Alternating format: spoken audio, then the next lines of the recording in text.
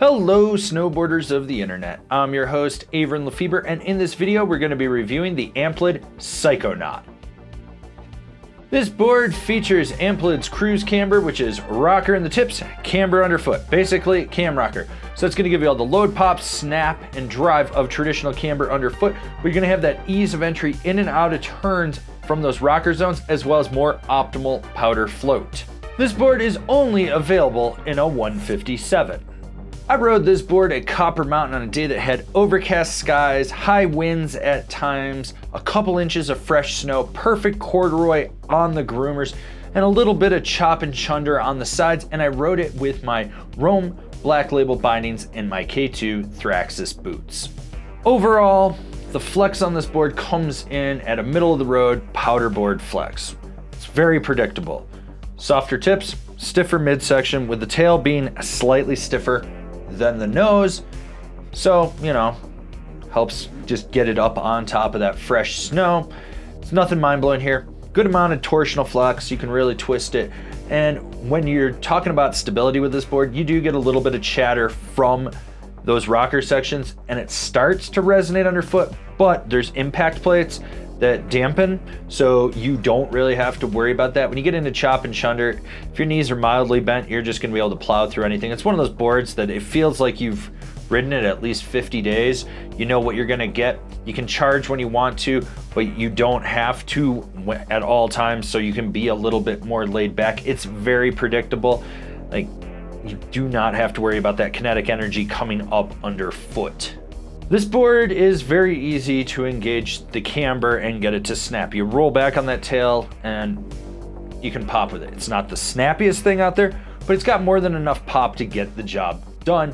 And it's real easy to hit like a side hit, go off a pillow popper, or even just porpoise in fresh snow. You don't have to worry about it. It's not one of those boards where you're just like, gotta be calculated and you're sitting there going, okay, I gotta load this up, I gotta pop. You're more like, oh, I'm gonna pop. Oh, I did. Oh, I'm gonna do it again. It's just kind of how it rides. All right, enjoying this review? Cool. I need you to go down, give it a thumbs up, like the video. While you're down there, if you haven't already, why don't you subscribe, click the bell, get those notifications. That way you're not missing any of the videos we got coming out for all you snowboarders of the internet.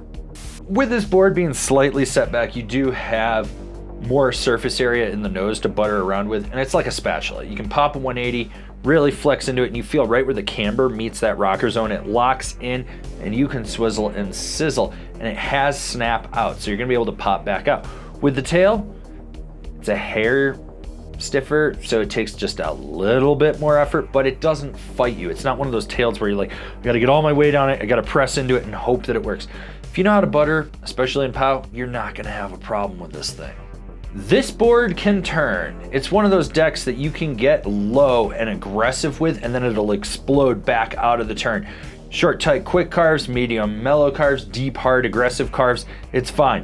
What's good about this board is that you can carve across the groomer as you're going from one stash to the other on a POW day. You don't have to sacrifice with it. It really does carve exceptionally well. I loved how you could just manipulate your knee into the center, push off that back foot, and spring it right out of the turn. You didn't have to worry about it. Rider in mind, this board's for the POW chaser that needs something that can carve a groomer and not hold him back, and if they decide they want to go hit the powder park, because the park is one of the best places to go on a powder day because most people are avoiding it, and then you can just launch off the jumps and do whatever you want. And this board, it's fun for that.